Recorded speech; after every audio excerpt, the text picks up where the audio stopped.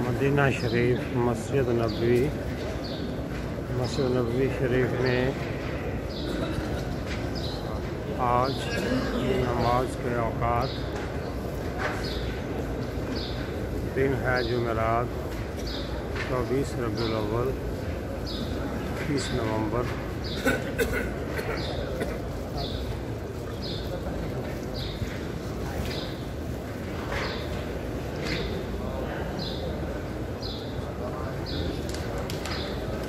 फजर की नमाज 5:20 की हुई है और सूरज निकलने का टाइम जो है रात का 4 मिनट कम 7 बजे।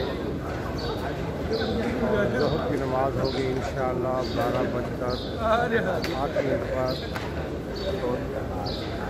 और असर की नमाज इंशाअल्लाह 3:13 पर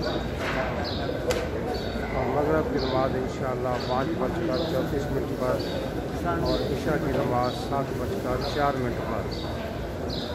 और अभी सुबह के 6:04 हो रहे हैं। ये नमाज़ों के बाद हैं मस्जिद नबवी शरीफ में।